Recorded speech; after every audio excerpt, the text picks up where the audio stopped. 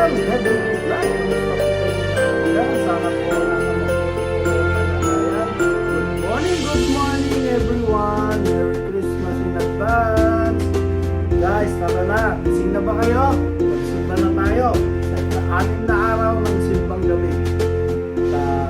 Tingnan natin kung kakayanin pa natin hanggang 9 na araw.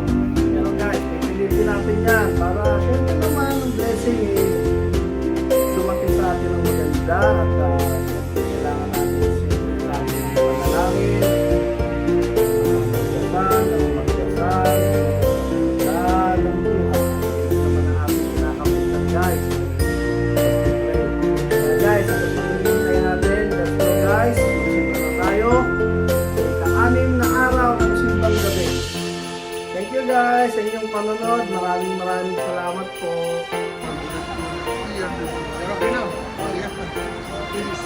Finish, ha?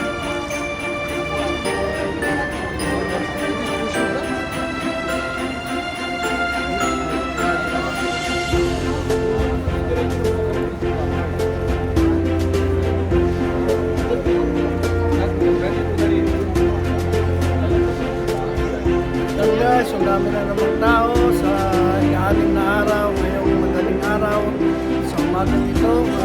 God bless po sa ating lahat.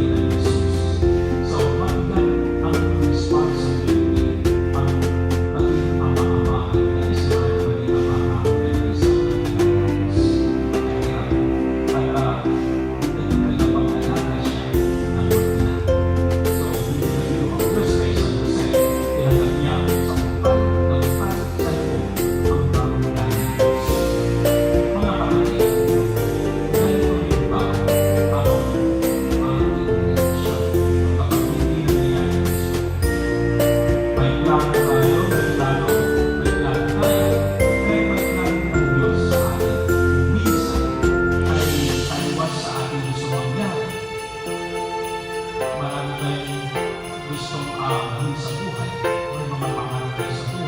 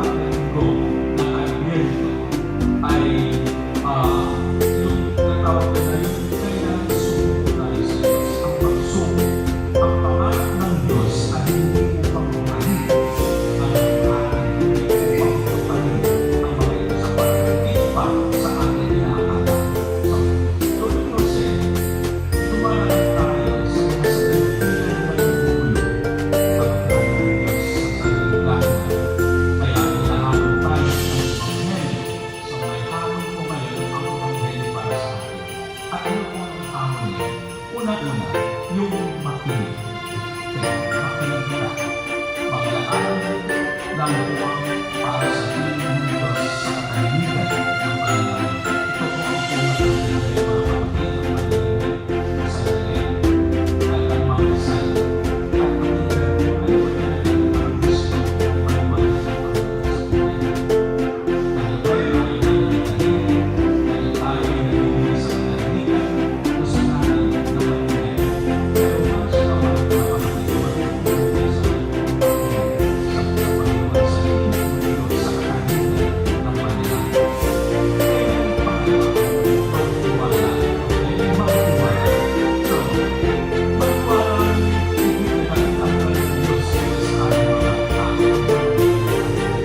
magiging sa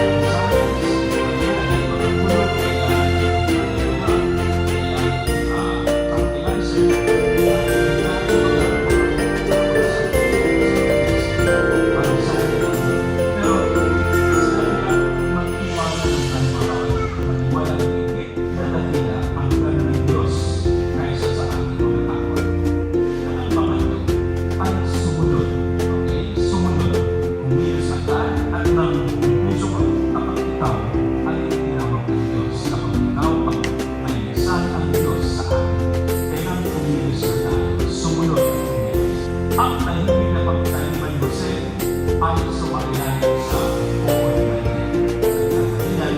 Sa patuloy natin pag-usama ay lang ang landas para sa pinakadakilang himala at kailangan dito sa Wow, ang Emmanuel, ang pagiging sa mga kapatid na naghahanap sa atin ng kaligtasan. So sa kanyang panahon, bawat mabuting hunari at tinanggap nakatuparan.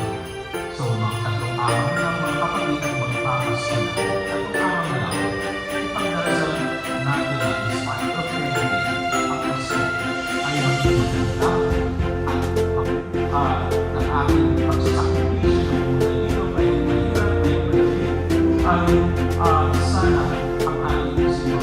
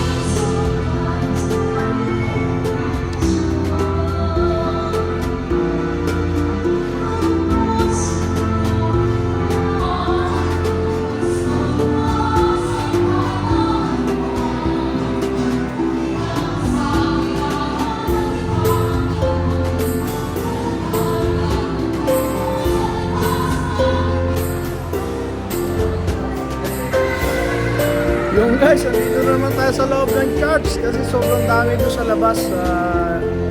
Full na.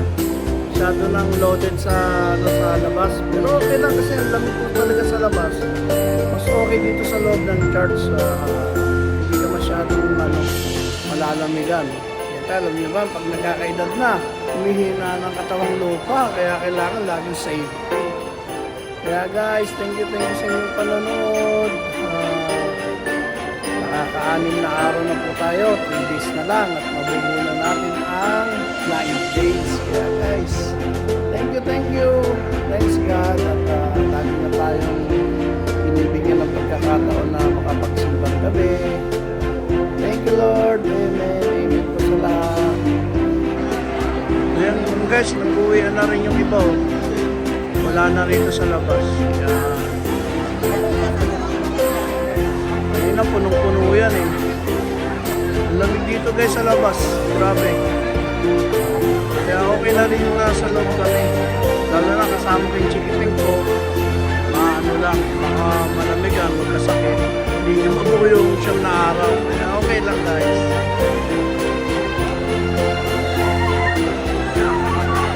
Hello guys, good morning, good morning. Ito, natatapos na ng simbang gabi.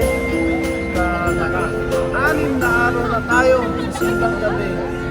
Kaya guys, good blessing for us. Siyempre, sa akin, sa family ko. Siyempre, kailangan mabuo natin ang isang araw. Maganda lang guys.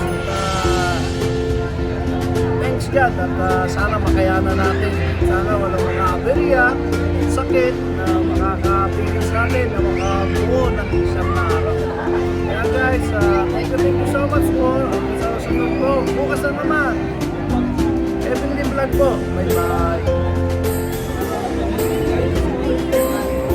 Guys, punta na tayo ng parking.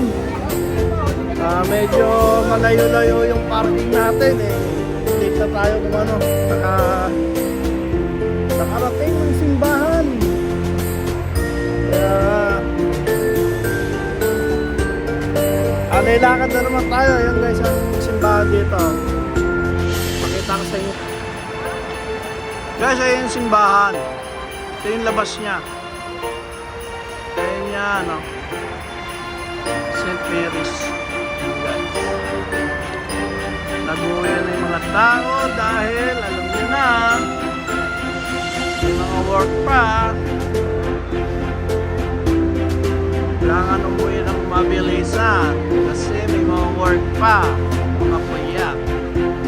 Yan guys, yung loob ng St. Mary's. Yan. Umuwi na rin. Bye, Dea! Guys, classmate na lang kayo.